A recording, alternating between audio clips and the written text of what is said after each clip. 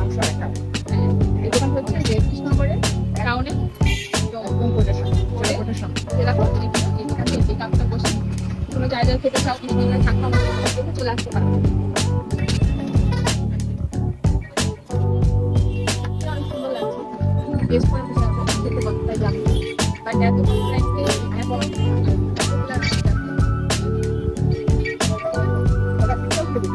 তো এই যে এই কেকটা কাটা হচ্ছে একটা চিকেন থাকবে আর ফ্রাইড রাইস থাকবে খাবে স্নান খাওয়া শুরু করতেছে। এই বলো কেমন